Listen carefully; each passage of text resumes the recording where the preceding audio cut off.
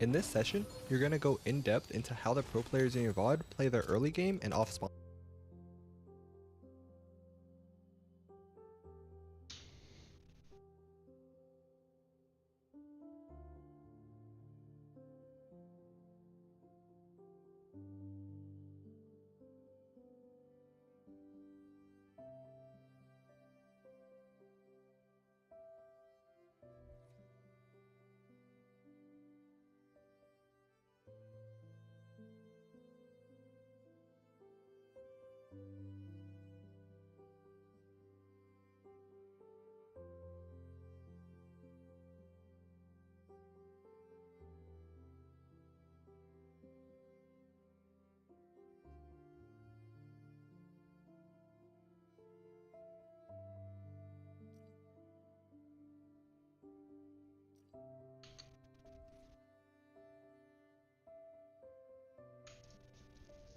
Hey everyone, today we're going to talk about self-talk. Self-talk is basically the thoughts that you have in mind about your own performance, your own capabilities. Now, these could be negative, meaning you're kind of thinking you're not going to do very well, and you keep saying that to yourself, and they could be positive, you basically believing in yourself, okay? This is something that you always have. Your self-talk, again, those thoughts you have in mind, you always have them. They're always with you. What we want them to be is positive, especially before competition, but when you train. We don't want them to be negative. If they're negative, let's make them positive. If they're positive, let's make them more constructive. You know where you tend to be. Now let's try and change it to the better. If you have negative thoughts that happen during the game and you know they hurt your performance, let's try and make them more constructive. So if something bad happens that affects your performance, instead of saying, what an idiot, what a stupid mistake I just made, reframe it and say, everybody makes mistakes, even the pros. What can I do to avoid that mistake next time? Take your self-thought and make it into something more constructive, okay? In terms of positive thoughts, you need to be more realistic. So if you have a positive self-talk, that's great. Now let's make it into a more realistic one, okay? So tell yourself, what have I done last time? What am I trying to do during this competition? If you place a certain place, try and do something a little better and make sure that's what you tell yourself. So take those self-talk thoughts, write them down, reframe them in a more constructive way, whether it's negative or positive. Remember that self-talk is something that is always with you, right? It's those things that you tell yourself. It could either always bring you down or always take you up. Make sure you are your own biggest supporter. Use better self-talk. Good luck.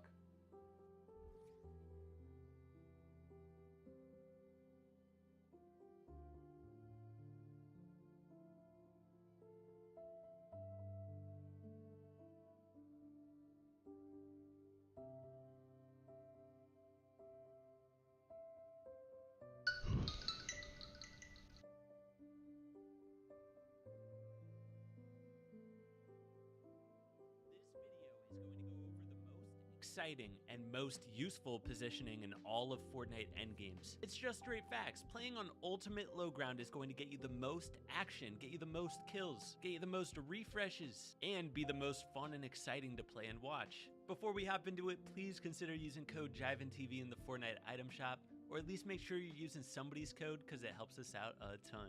Now, without further ado, let's hop into this video. So what we're going to be doing throughout this video is checking out a couple endgames where Rody and I claimed ultimate frontside low ground in the last duo cash cup. We did a lot of VOD reviewing the week before trying to learn how do you actually claim frontside low ground and how to play it well.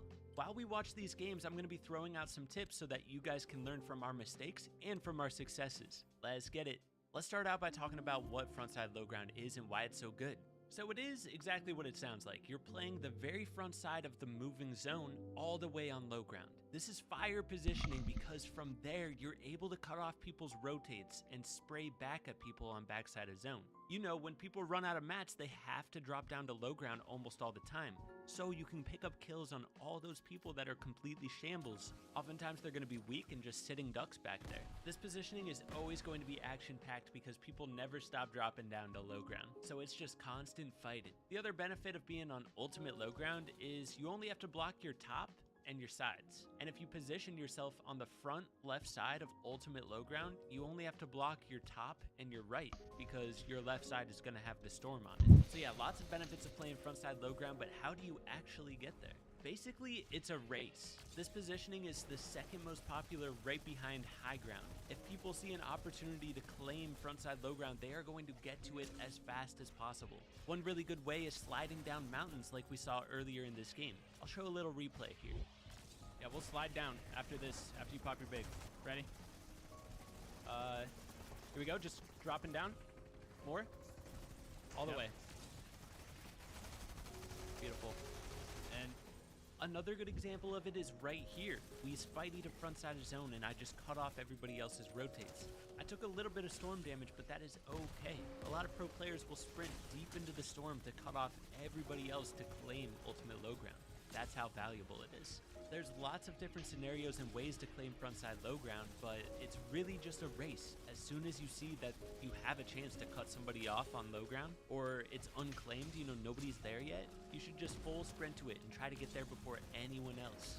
So this game we're watching right here was our first time all season trying to claim frontside low ground as a duo. And because of that, we made a big mistake here, which you're about to see. Let's see if you guys can figure it out before I actually tell you.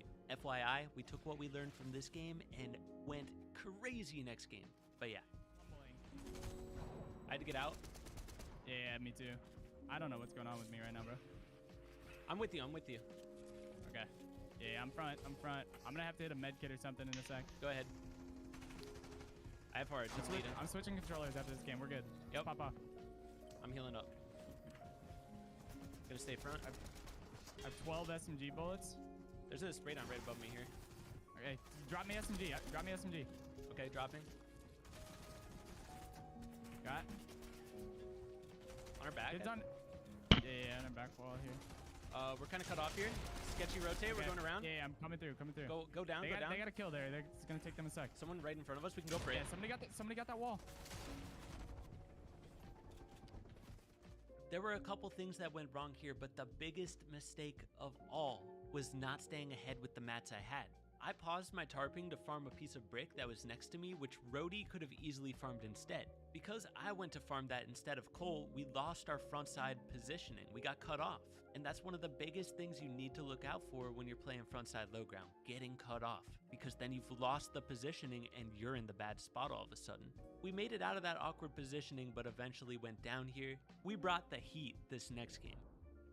We're pretty free on our southeast, so if it goes that way, let's get ahead. Yep. Try to claim low, maybe. Yeah, we can claim it. A little bit, slide for a little bit, yep. Slid too far. Okay, so you may be wondering, why was that so free? That position in the circle is always going to be free. Let me show you what I mean. The top right part of the red circle here is initially in the storm. Because of that, nobody actually rotates over there. So if the first moving zone pulls in that direction, towards the side of the half and half zone that was initially in the storm, that means nobody is going to be on front side of low ground. So we sprinted over there right away and got free front side. The only thing though, holding front side for the entire first moving zone takes a lot of mats. So it's oftentimes not going to be worth it, but it's still good to get that positioning. You'll notice throughout this endgame, we do an insane job of staying ahead here, and anytime we get cut off, we always find a route back to the front side of zone. Keep your eyes peeled for stuff like that. Tank some zone if you have to. We have those splashes. Yep. Watch our back a little bit. Yep.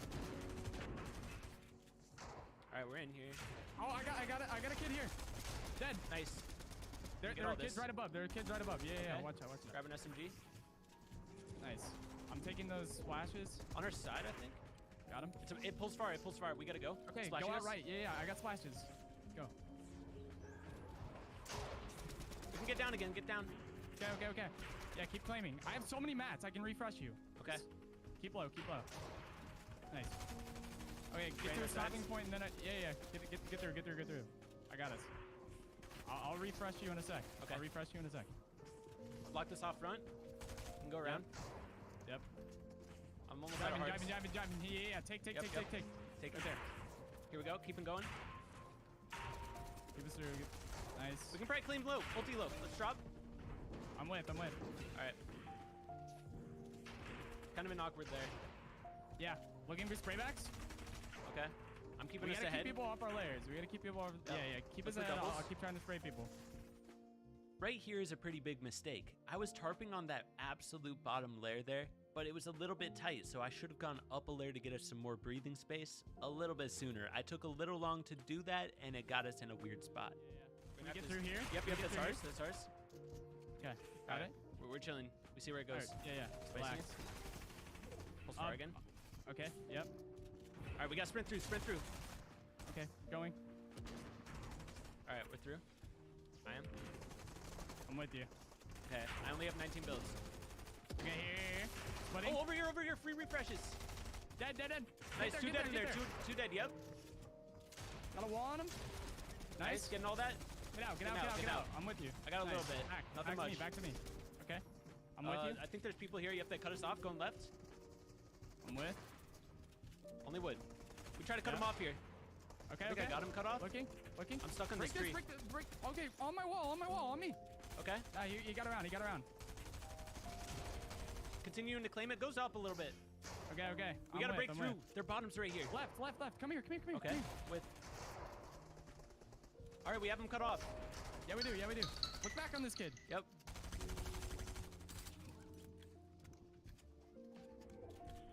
Pulls far. Okay. I'm almost out of builds. I have 10 builds. Look for All right, spraybacks here. covering your Spraybacks. Dead. Yeah. Sliding around their left. Dead. Coming behind. Get through. 100. Okay. I'm here. In. Dead. Nice. Breakthrough. I didn't get much of that. There might be extra loot. I'm gonna go check it. Yep, I got a lot. I got a little. It's a 2v2. Okay. Get reloaded. And then I am. And then we can spray up. Just wait. All right, ready. Reloading again. I can chop him. In my face. Cracked. Yeah, you got this. One behind you in zone. One's dead. He's dead to zone. Can you drop me Play mats? that finish. Yeah. Dropping. Not much. Just go. Can't get it. Just go. Yeah, sorry. buddy. No, that's good. New controller. You got this.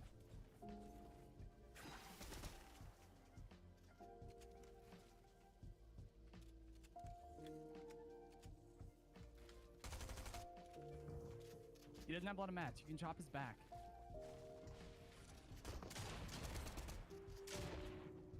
Splashes. Let's Diamond, go! You're so good. Let's go, baby. Let's go! So fire game right there. Honestly, we were so proud of ourselves for actually claiming ulti low and getting the dub with it. It's something that we've wanted to do all season and we've been practicing. That was a great example. Hopefully by this point you have a good understanding of how to play ultimate low ground, but here's one last example. This one's from the West tourney where we were on higher ping. While we get into this game, let's do a quick little recap.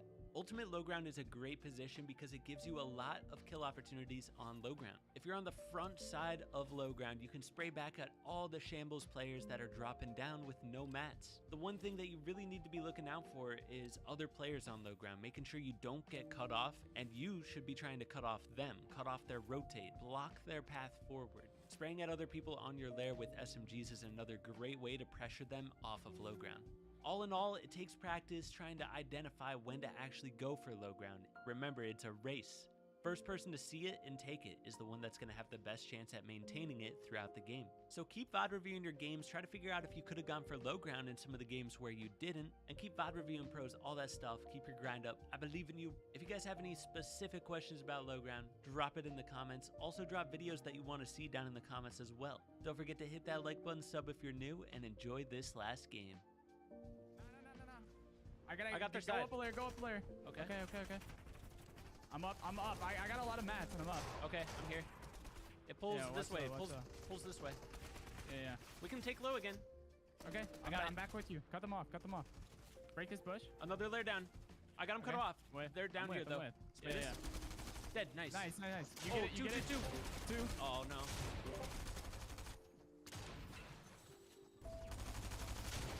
Oh, no way.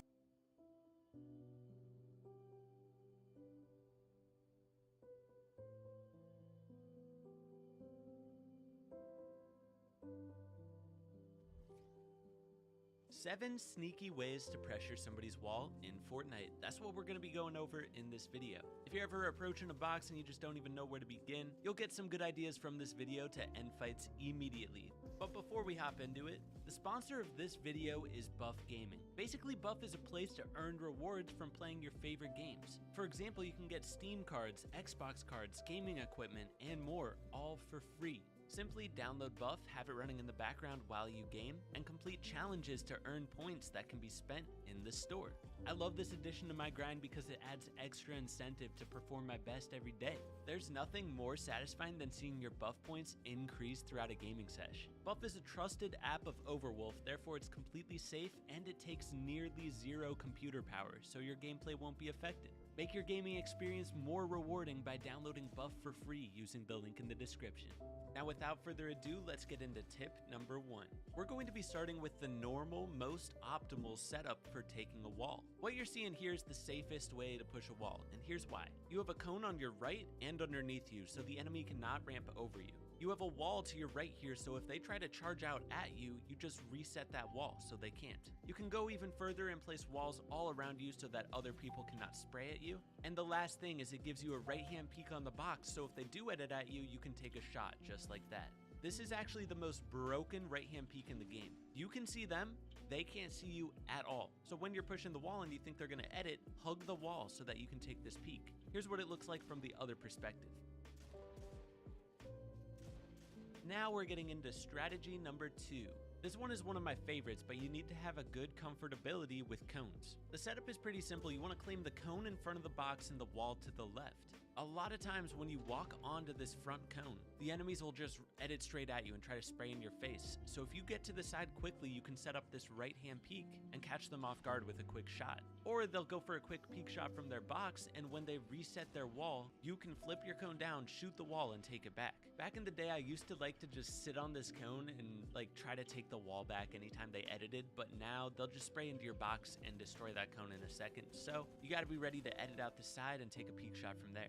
Tip number 3 is very similar to number 2, so if you didn't fully understand that, listen up here. You can do the same exact thing with a ramp, and let me just tell you, anytime you put a ramp up against somebody's box, they try to box you like a fish. So if you claim that left wall like I'm showing here, they'll be left clueless and they'll just be forced to back up into their box, and you can take their wall with one shotgun shot. Or you can take a peek shot on them before they reset their wall.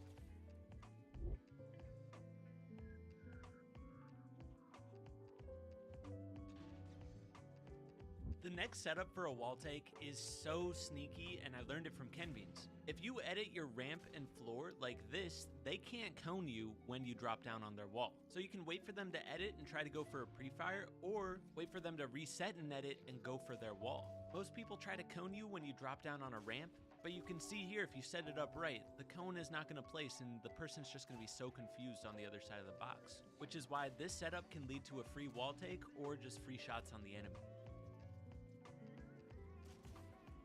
The next trick is basically just a mind game. Whenever somebody places a ramp behind them against your wall, you assume that they're going to try to jump in your box. Whenever somebody tries to phase into my box like that, I immediately try to stop holding my wall. So if you place a ramp behind you and pretend like you're going to jump into their box, you can just take their wall for free because a lot of the times they're not even going to be holding their wall.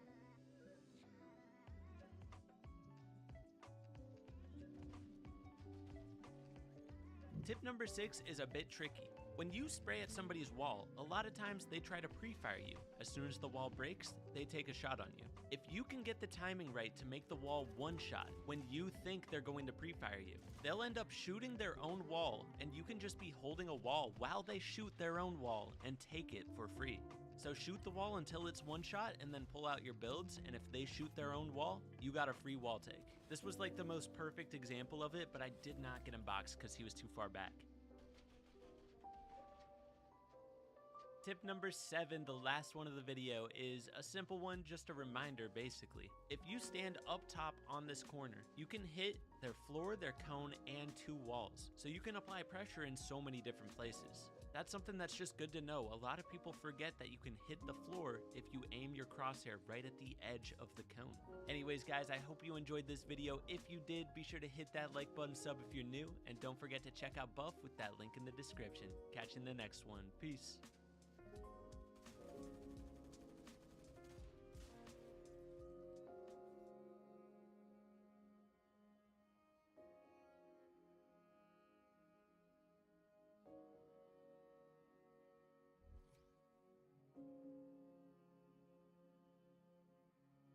In this video, me and Ronnie actually going to go back and review his game since solo cash cup for you guys. He got 106th place and was really disappointed in his placement here, mainly because there was so much missed opportunities. As you can see, he got a really good first game, kind of an ideal first game and win with a lot of elims, and then from there he kind of just like floundered around and didn't get into the end game too consistently.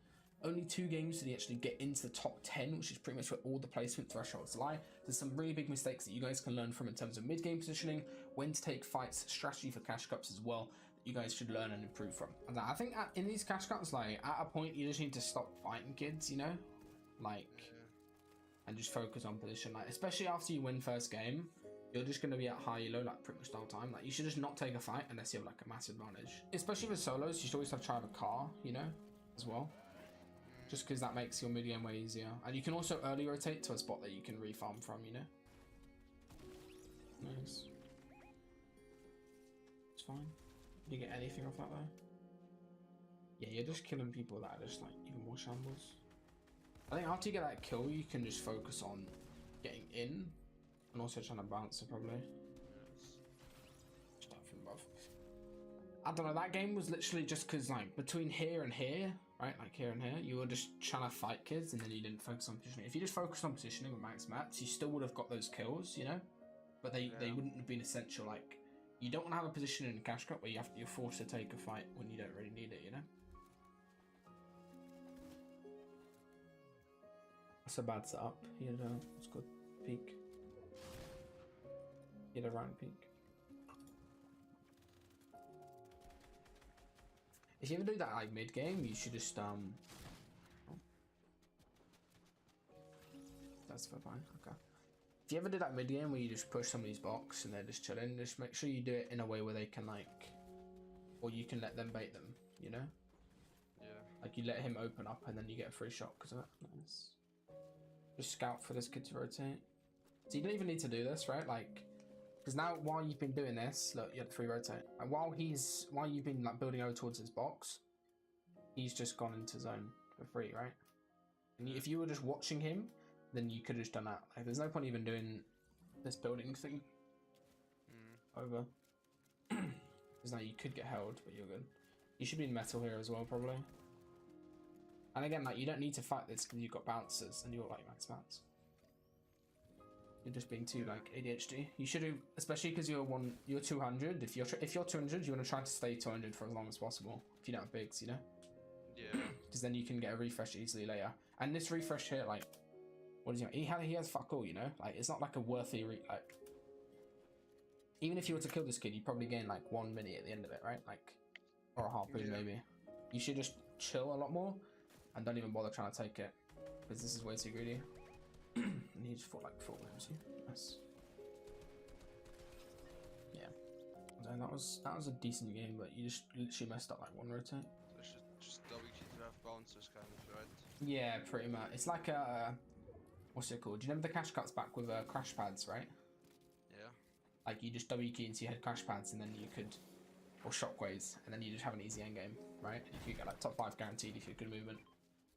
Yeah. It's kind of like that. And now you don't need anything. I mean, you still got 1 bouncer. Like 1 bouncer's enough. And what you can do, especially because you got fish, is recycle a bouncer and storm or something, you know. Yeah. Just to save mats. Yeah, max distance is fine. You don't need to be center. I mean, you could try go center third, like if you weren't messing around with floppers, but that would have been worthwhile.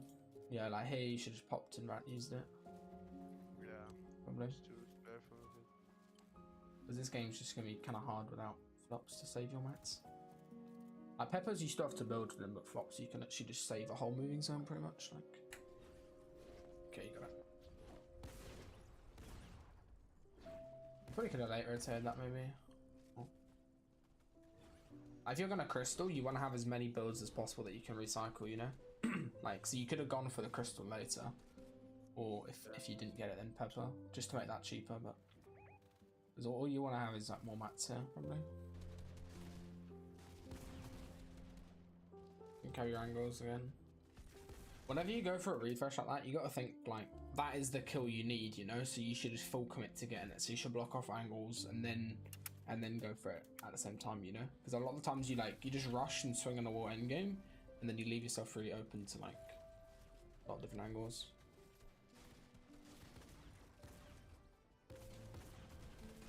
Just doing it again. I think you're rushing a bit. Like here, you should be like trying to stick edge of storm, you know. Because you're rushing out like straight into someone when you could have just hugged left a little bit and then wrapped that way. Especially when there's somebody behind you and you know there's people fighting behind you.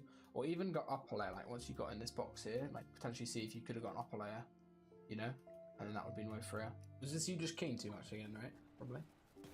Like here again, like if you just think like if you just focused on position, right, in this game when it's really important, like where would you want to be? Like either on this hill or like even center would be decent, or like lake house or somewhere, you know? If you just focused on that with 8 bounces, 4 floppers, and this many heals and this guns, you know, you'd have such a good game, I think. Yeah. Like, there's no way you don't get like top 10, you know, without it. I think like, I even get my position at some point. Like here I'm on the mountain, right? Like I'm full chilling. Yeah, it's not the best position though. Yeah. It's not bad. But then you start keying again, like. Yeah. Key. 11 bounces, bro.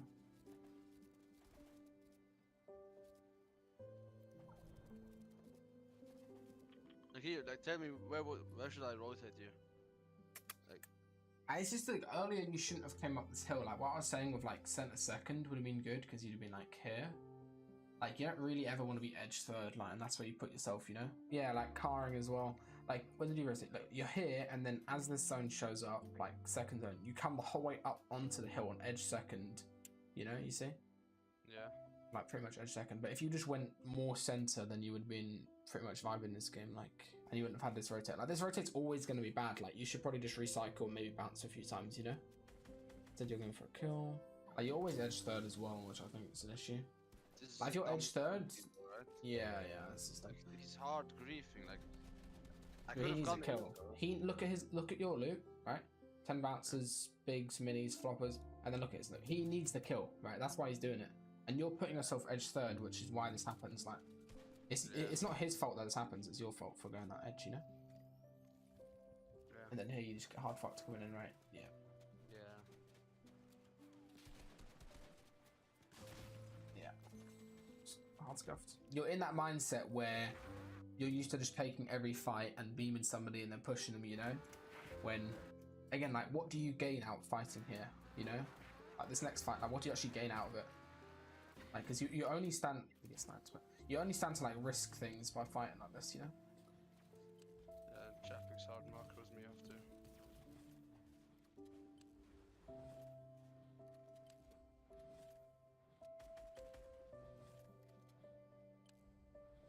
Yeah, you waste all. Bro, that, if you save that for end game, like, I could got shot in there. That's Chapik's hard shits on me. I'm not baiting. Like that was look how weird you killed me. I'm not baiting. Like I didn't like hurt him once. Like he always shot before me. I'm not baiting. He just pre-fired me 10 times. yeah, but again, he doesn't need to fight you here. Yeah. You go and key him. Like, you can literally just disengage at this point, and you'll do fine this game with your loot, you know. Yeah. But and I think honestly, after second or third game, when you're at like top 100 elo, like you shouldn't even go for it, you know. Like kills like this. You see the zone, like look at the position you could have been in. Here as well, you could have been dead side, like up this way somewhere, you know. Yeah. And been absolutely like look how everybody's congested. Like you tried such a free game, and you had a 0-point fish, which is like card broken. It rotates. Yeah. Just a bad fight. Again, I think the edge too much. Like you can easily be center here, you know. There's nothing stopping you from being center. Like yeah, just like as soon as you get your kills and you're like, okay, I've got just think, do I have good enough loot to get top 5 this game, right? Do you have bouncers? Do you have 0-point fish? Like, especially if you have 0-point fish, like it's literally.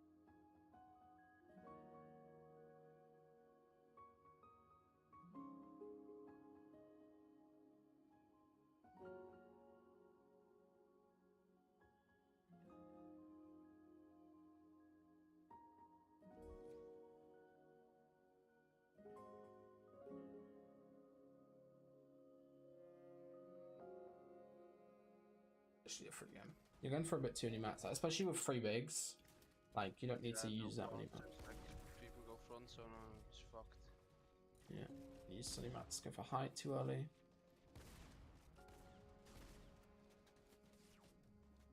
Go for height. You're on a high layer too much. You mess that moving zone. You don't really need to be on such a high layer in solos. Like, that's just what gets you cucked, is because you go so high. Yeah, that's where I go into fucking shit in solos. Yeah, it's pretty bad. Unless you just get it gifted, like, Yeah, it's pretty bad. You're better off being a lower layer and just like ramp topping and recycling bounces and shit. You were way too high up, like for most of these layers. Like, imagine you just play high ground, right? You kill people out of AR. Like there's just a kid getting refreshed to the low ground, just bounce it up. And his high yeah, ground. you're dead. You're dead. Yeah, unless you have a harpoon on height, you're just dead.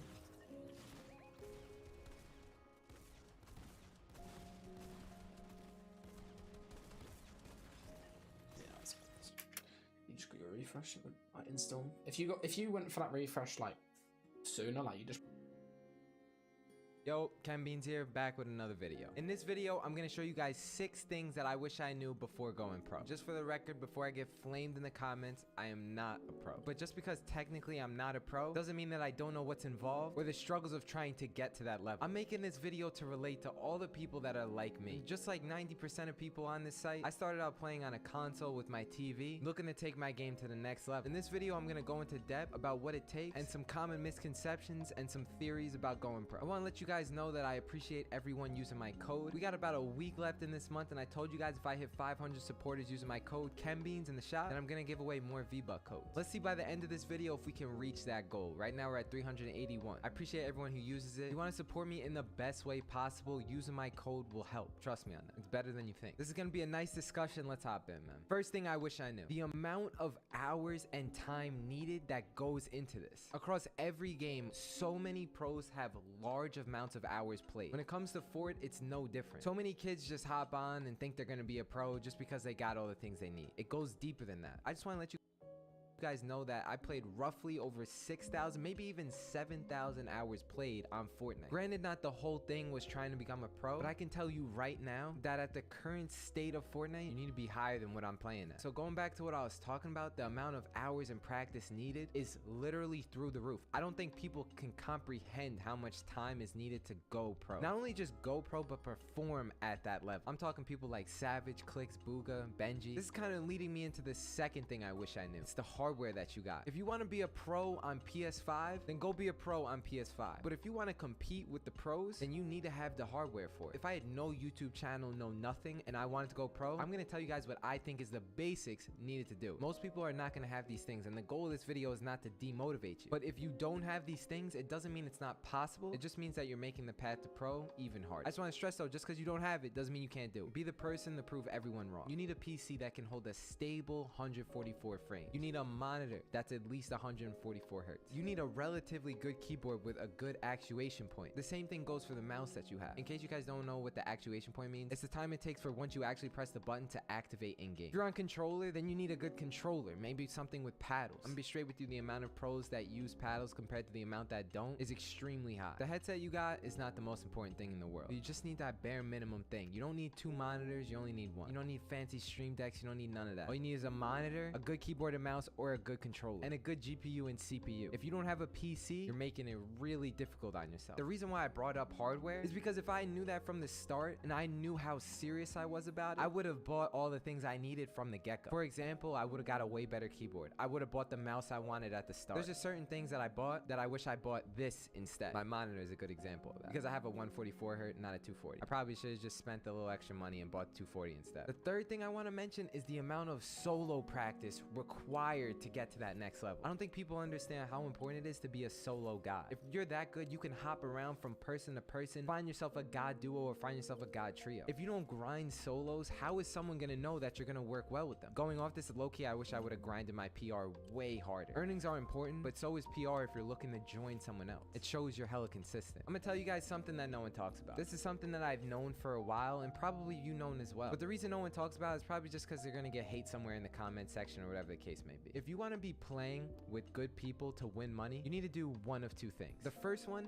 is to have a massive amount of clout. The pro players are gonna want to play with you if you have clout behind your name. That's just how the world works, literally. Not everyone falls into this category, but majority of people are like that. No hate to them though, because if I was a pro player in the same shoes as them, I'd be doing the same thing. Best way to get exposure and both parties are being helped. The second way is to be a really good solo player. Have the PR to back it up, have the mechanics, and have the maturity to play with other people. Mindset is a huge thing, and the more mature you are, the better your mindset is most likely gonna be. So the third thing I wish I told myself, grind way more arena and try every solo cash cup. Regardless if I do bad in the first 7 games, play all of them out. I really wish I did that. I'm probably gonna be doing that in the future. The fourth thing I wish I told myself, I wish I said, Ken, really understand what you wanna do. Do you wanna be a pro or do you wanna be a content creator? Let me tell you guys something. If I said I wanted to be a pro, then that means I wouldn't be uploading as much. I would probably be losing a lot of money because unless I'm winning money in tournaments, I'd be paying editors to make videos for me so I can practice as much as I can. If I want to have a social media presence, then clearly I'm going to be spending a lot of time editing, and therefore I'm not going to be able to spend as much time as I want trying to get good. Realistically, you do one or the other. I will say though, Arab is a really good example at doing both. If you have efficient time management, it's possible to do both, but it will catch up to you if you go about it the wrong way. Leading to the fifth thing I wish I knew when I started. I wish I said, Ken, I wish someone told me that your mechanics only need to be a certain level. If you can't raise your mechanics as well as your in-game sense or your IQ knowledge about Fortnite at the same time, then you're not going to be able to get to the level you want. In battle royales especially, you need to be able to have a big brain. Even though Nick Merckx doesn't play anymore, he's the best example of what I'm talking about right now. His mechanics were not the greatest, but for the times he was going pro, they were at a high enough level to where he was able to compete because his in-game sense and IQ was extremely high. He was able to outsmart almost everyone he played. There's always going to be that level where your mechanics are just good enough to be a pro, but if your game sense and IQ is way higher, then you can afford to have your mechanics to be a lot low. So for the fifth one, this is what I'm saying. I wish someone told me no matter how motivated or not motivated I was to play in every single event the hardest I can, no matter how bad my games are going. Use all those tournaments as practice and to gain knowledge about Fortnite competitive. Play a little bit of scrims here and there to really gain knowledge about how endgames work. If my IQ was really high but my mechanics weren't, as a smart individual, I would be able to tell myself what I need to work on so I can work on that skill that I'm bad at. That way I'm rounding out all the bad areas of my mechanics and my game sense will still be really high. Listen, I hope the fifth one doesn't sound too confusing. In really simple terms, I just wish someone told me to be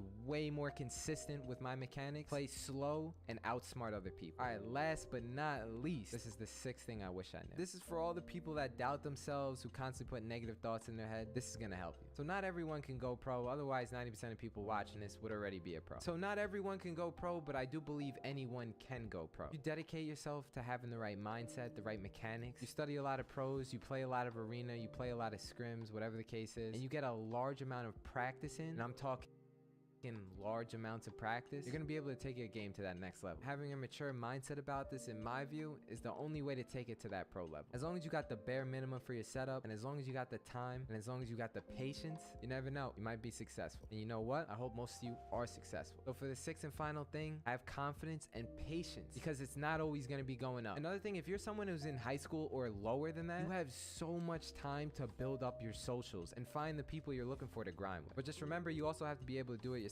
because if you can't do it yourself, having a friend there ain't gonna help you in the long run. So it looks like we all got our work cut out for us. If you want to see my own journey, make sure you hit that sub button and that like button. Just remember, if you actually like the video, make sure you actually like the video. If you have any further questions, or maybe you just want some advice, don't forget to stop by my Twitch channel, link below. By the way, I'm giving away my last V-Buck code to my Twitch channel.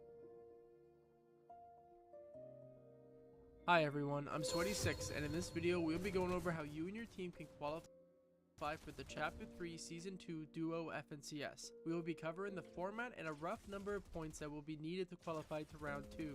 Creating a game plan for FNCS is an easy step that you can make towards qualifying your team to Round 2. The format from this season compared to last season is the same regarding round 1 scoring format. Winning a game during FNCS this season will give your team 25 points, with each additional elimination earning you 1 point. The biggest change is the difference between how many teams qualified this season from last season. This season, for the major regions like EU, NA, and BR, the top 2,000 qualify for round 2. This is an increase from the top 400 needed to qualify for round 2 last season. For Asia and Middle East, it is now the top 1,000 that qualifies for round 2 from top 250 last season. Oceanic, which was also top 250 last season, is now top 500. Using the data from last season's FNCS, we can develop a rough idea on how many points might be needed to qualify to round 2. While the meta has shifted a bit, the overall feel of the season is familiar to last season. This season is another spray meta, with limited changes to the movement meta. The removal of Spider-Man's impacted some players' abilities to play extremely passive without getting punished. However, the vehicle meta this season has filled in that spot of the Spider-Man, yielding a shockingly similar playstyle. Top 2000 last FNCS for Qualifier 1, Round 1 in EU was 120 points, with NAE being 101 points, NAW being 81 points, and BR 79 points. Top 1000 in Asia was 98 points, ME was 85 points, and OCE top 586 points. The second week of qualifiers tend to be a little less points needed than week 1. This is true for all regions other than EU, where the points needed for week 2, round 2 last FNCS was 122 points. The rest of the regions, week 2, round 2 was 2 to 5 less points than round 1. Therefore, applying the current score format to the number of points needed to qualify this season, we can roughly figure out a game plan. To qualify in EU, you will need to at least get top 12 in all games with 2 eliminations. In NAE, top 13 with 2 eliminations. NAW and BR, top 16 with 2 eliminations. Asia, top 14 with 2 eliminations. ME and OCE, top 15 with 2 eliminations. Placing higher than the needed threshold I just mentioned, and with more eliminations, can safely put you in a position where you need not to worry about qualifying. Doing well in some games will allow you to place poorly in other games. Ending a game off with a victory royale and more than 2 eliminations means that if you get eliminated off spawn the next game, it will not impact your chances of qualifying. Utilizing the estimate of the number of points needed to qualify to round 2, we can then dive deeper in how you need to play to actually qualify. In all regions, placing consistently is the key to qualify. Therefore, having a game plan where you play for placement is recommended. Avoid taking unnecessary fights and pushes. Position yourself for surge in future zones. You'll need to earn your 2 elimination points at some point in the game. If you are conned off spawn, then you can earn those points early. However, if not, you need to find another point in the game to earn those points. This can be done safely without risking your placement points by earning those eliminations during the end game. If you miss the threshold one game, you need to earn more points in the next game. You might need a big game, which might mean landing somewhere more contested or pushing more teams during the mid game. If you don't qualify for week 1, round 2, you should first calculate how many points more you need to qualify. If you're only a few points below, you should VOD review and see what opportunities you missed in game to earn more points. This way, you can be properly prepared to qualify for week 2, round 2. Now you should have the tools needed to create a game plan for this upcoming FNCS. Thanks for watching, and good luck qualifying for the Chapter 3 Season 2 Duo FNCS.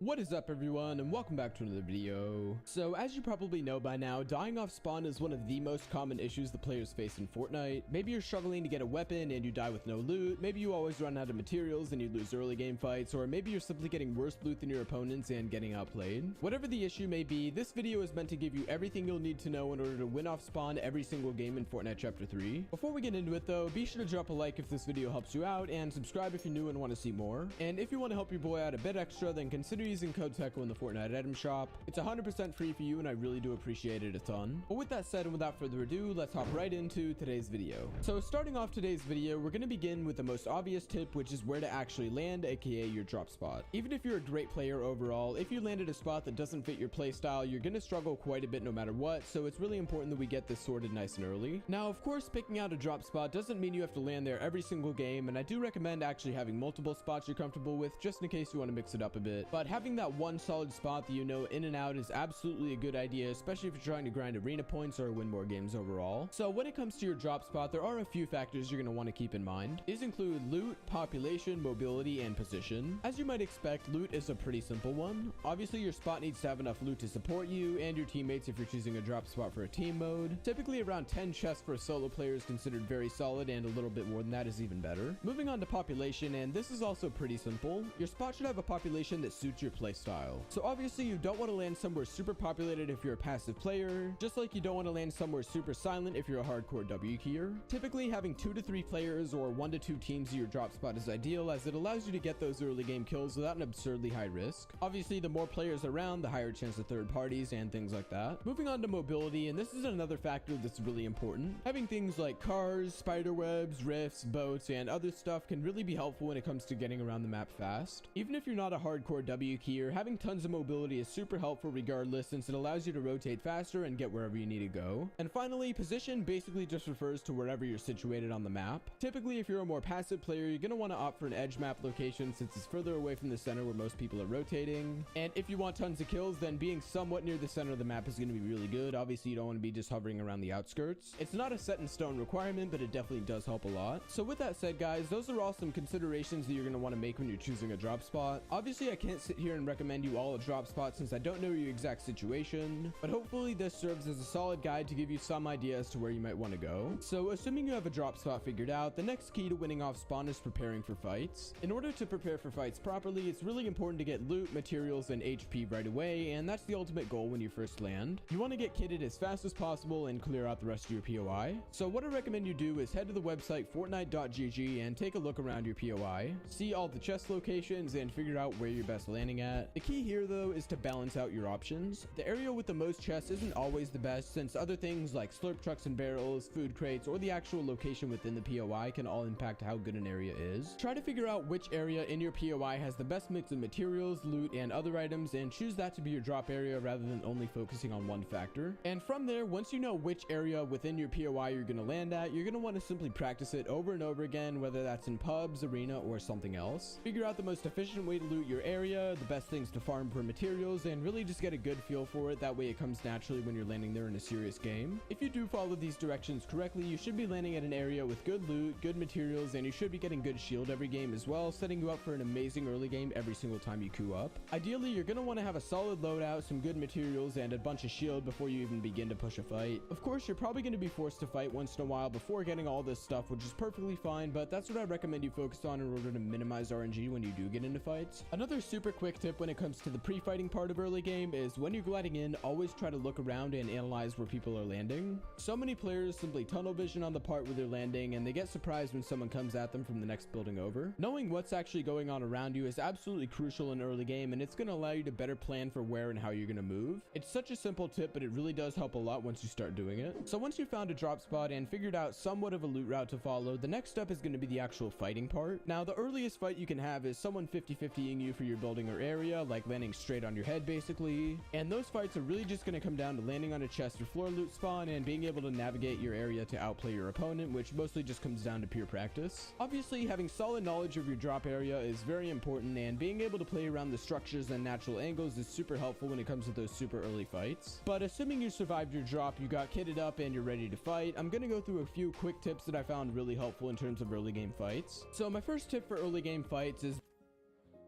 that even though using the strategies in this video is going to help you quite a bit when it comes to getting materials, you also do want to be fairly resourceful in early game fights. That means that instead of cranking up like a maniac and trying to build fight everyone, you're going to want to stay lower toward the ground and focus more on holding right hand peaks and getting smart angles against your opponent. The issue I see so many players having in early game is that they think they need to outbuild their opponent in every single fight, when usually it's the person who gets the smartest angles and peaks who wins early game engagements. And that's one of the biggest things that I notice that separates pro players from the average player, is that the average player thinks that they need to build up a ton and the pro player just goes for good angles and smart peaks. Frankly, unless you're in a shambles situation or you're hit for a ton of damage, then you shouldn't really run out of materials during early game fights. But of course, the goal is to have plenty just in case. But overall, just try to be resourceful with your materials in early game fights. You don't have to absolutely like refrain from building, but you also don't want to just spam build for no reason. My next tip for early game fights is a crucial one as well, and that's going to relate to positioning. In early game, you never want to get caught with your pants down in between multiple people, which is why you're usually going to want to fight closer to the edge of the POI. Now, obviously this tip mainly applies if you have more than one person at your drop spot, but I can't tell you guys how often someone's going to be near the middle of a POI, start fighting, and then get third-partied by 2 extra people and wonder why. Being at the center of your POI basically means that all eyes are pointed towards you, so when possible, try to position yourself away from the center of your POI if you have multiple people with you. And of course, another aspect of positioning is high ground, and most of us know by now that positioning yourself on something high like a building is a great position to get tags and find an appropriate fight. On to the next tip though, and this is a super simple one real quick, and that's to look for third-party opportunities in early game. When you're in early game, usually when 2 people fight, the winner ends up being on low HP and materials, simply because most people begin early game fights in shambles. If you hear shots popping off and there aren't already players around you, it's definitely worth going for the third party and cleaning up real quick. Honestly guys, cleaning up fights is such a simple and easy way to get kills, especially in early game when people are pretty much in shambles pretty much every time you see them fighting. So definitely keep your eye out for those third party opportunities in early game. And my final tip for early game fights guys is a super simple one, and that's just to play patient. Easily one of the biggest killers in early game fights is when you're fighting someone and you just want to get it out of the way so you make a crazy play and end up getting killed. Slow and smart is the way to play in early game, and that includes all sorts of factors like positioning, fight selection, and angles and peaks. Especially when you're mid-fight, the player who usually wins the intense early game fights is the one who plays slow, looks for angles and smart plays, and capitalizes on their opponent's mistakes once they get a bit too antsy. Basically, if you're more patient than your opponent, you're at a huge advantage. So overall guys, when you're fighting an early game, unless you urgently need to end the fight like the storm is coming, just play it slow and smart and take advantage once your opponent messes up. But with all that said guys, that's gonna wrap it up for today's video on how to win off spawn every single game in Fortnite Chapter 3. Overall, if you utilize the tips in this video, you should be able to play more consistent and survive off spawn while also getting a respectable amount of kills. If this video did help you out, then be sure to drop a like on it and consider subscribing as well if you want to see more content just like this in the future. And as well as that, if you want to help your boy out a bit extra, then consider using code TECHO in the Fortnite item shop, as it's 100% free and it really does help me out a bunch. As always, a massive thank you to everyone who's using my code. It really does mean a ton. With that said though, thank you all for watching this video, and I will see you guys in the next one. Bye for now.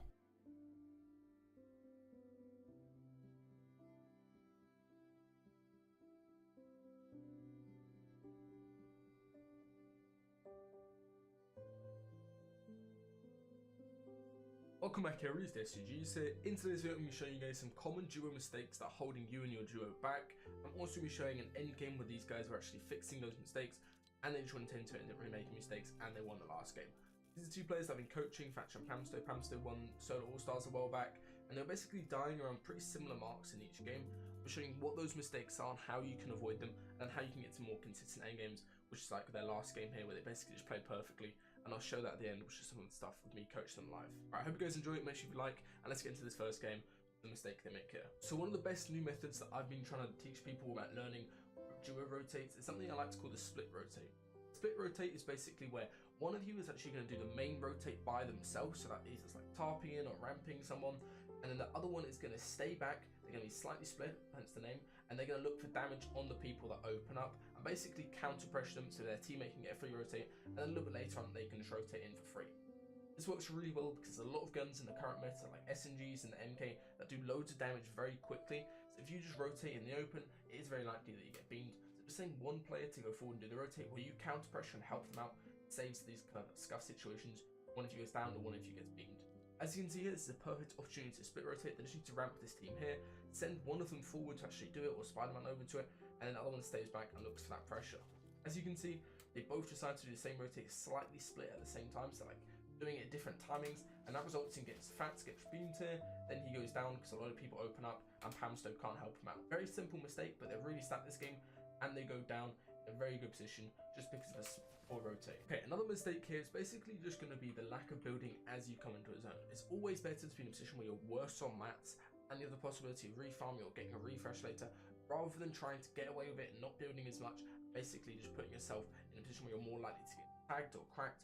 As soon as you get cracked in this current meta, you're likely to get server sprayed and die very quickly. So you can see here, these guys have got a very difficult rotate. This team's behind them, this team's all around in front of them. All they need to do as they come into the zone here is just hard overbuild. The one thing that I was saying when I was coaching these guys live was basically just hard overbuild to this rock here, because you're going to get a lot of your mats back and then you're basically going to be in zone. It does put them quite close to another team, which is a little bit risky, but if you can get in on 200 HP and just full tarp in next to another team, it's very unlikely they actually try to go something because they know you're not low. As you can see here, they basically get into zone and they're going to try to make a cheap rotate. in the open in front of a lot of different teams. Unfortunately, it lags here. You guys can't really see. They basically get into zone without covering enough for the angles. They get cracked by the team over here. Then this other team starts WQing them, and they go down, as you can see. Not enough walls being placed. They just need to full tart this whole thing, get into zone with a little bit of space behind them. And if they were to get in a position where this other team tries to fight them, as you can see, it's scented and cold, they're going to basically be able to have some space where they can back up and just maneuver around. Instead, goes down, wastes an entire game with really good mats, really good heals and everything, just because.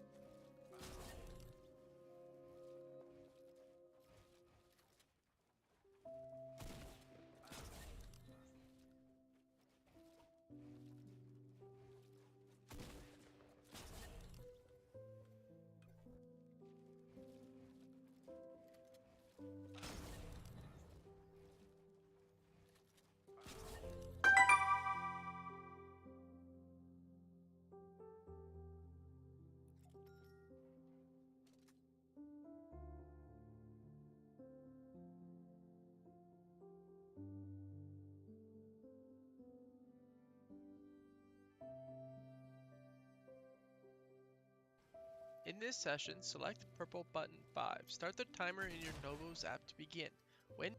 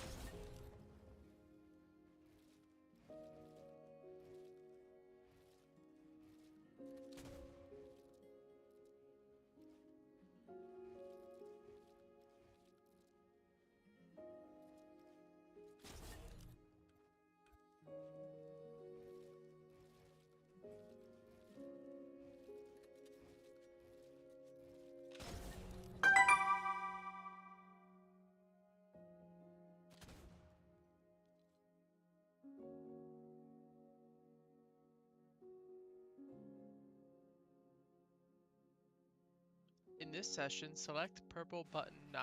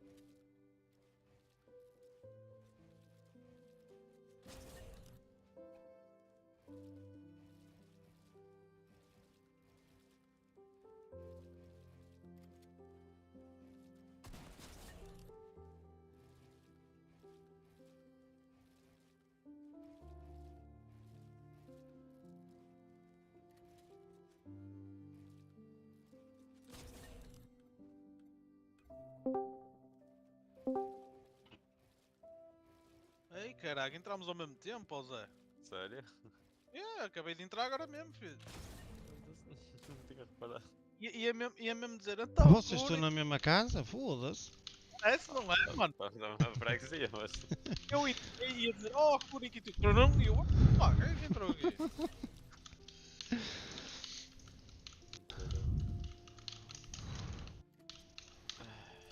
Então. Queres vir na Rocket? Não. Olha que hoje está on fire, pelos vistos. Eu também, mas é no Fortnite. Sério? Já vou nível 167. Ah? Já vou nível 167. Caraca, mano, tu estás quase a mais 100 níveis que eu, ou um Battle Pass à frente. E o caminho apanho o Kunik, filho. O Connect não, o Killer. O Kunik também, filho. Ah, é? Vais ver. Eu estou a 238. Ele está a 238. Vá, filho, dá-me uns dias que tu vês. Não venha jogar ao fim de semana muitas vezes que tu vais ver. Muitas vezes.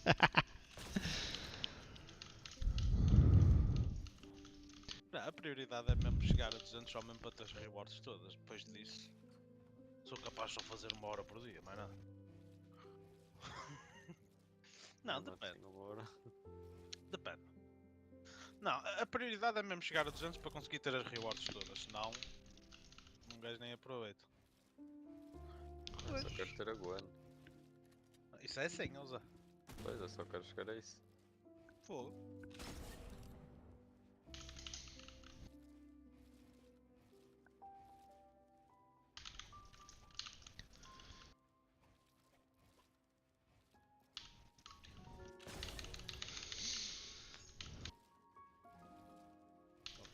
Para já está bom.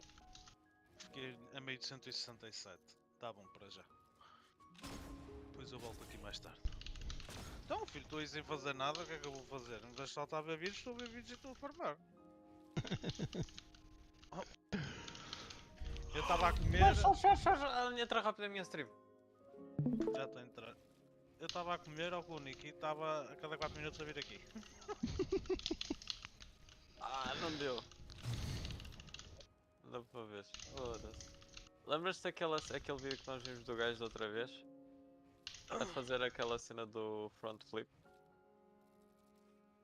Que até dá tipo 2 toques. Ah, sei. Acabei de fazer isso, mas tipo a sair da parede.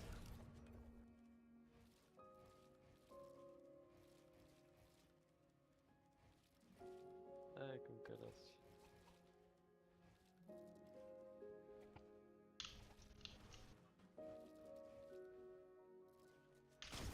Miguel, já vi o episódio? Não, é quinta-feira, filho. É sempre. Ela só pode quinta-feira.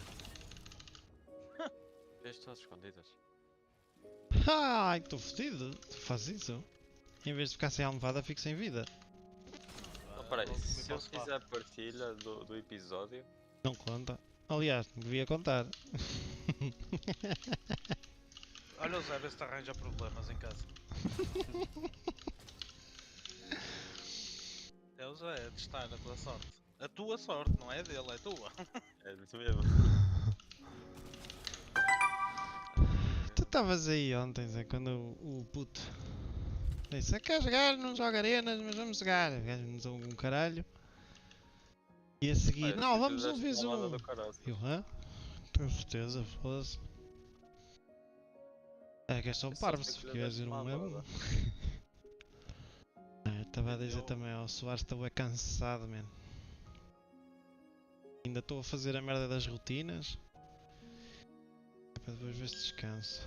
Olha, quem é que me está a mandar mensagem? Side-by-side boxing to the left. Wow, that is a long title. Make sure you start the timer before you actually begin, because this is a timed drill.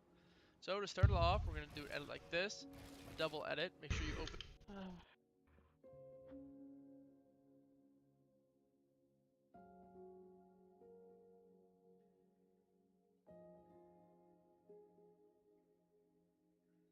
Já tinha correr mal, ó Zé.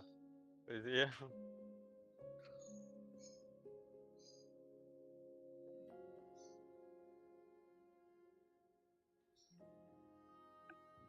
Vai lá, vai à bola, filho.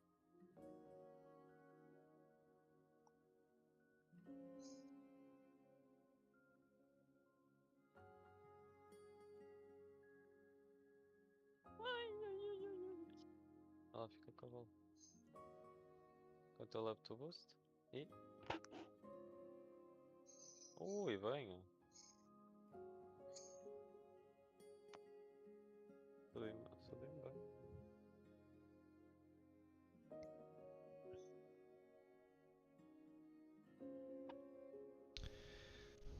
With the cone like this, take the walls off to the side. We're gonna get these 2 cones, jump up, and when I'm in the air, I'm gonna grab these walls with a flick, and then full box, just like this. And then we're gonna edit out the left here and keep going. So how we would do it again? We would outside, go like this. If you notice, my crosshair's already in position to get the cones. Jump up, full box. I messed up there a bit. Doing the next one, I'll do it perfectly. Boom, there it is. Beautiful. So with that, start your timer and just start slamming these out. Do as many as you can until the timer expires. Good luck. Ai não, isto fica para depois. Foda-se, o gajo está-me a dar cabo do cérebro. Não, não, não. Isto fica para depois. Mas que é o vídeo? É a cena dos treinos. O site de treinos individuais que eu já tenho. Aquele que eu me esqueci. De fazer cancelamento da subscrição. E tenho estado a pagar mais de um ano. Então, tipo, existem os treinos à noite e eu durante o dia vou fazendo isto. Só que eu preciso primeiro de almoçar e depois preciso de descansar uma beca. Que eu vou adormecer aqui, não tarda. Por cima tenho aqui música de ir ao cu, foda-se. Musiquinha de piano muito tranquila, ué, paz e sossego.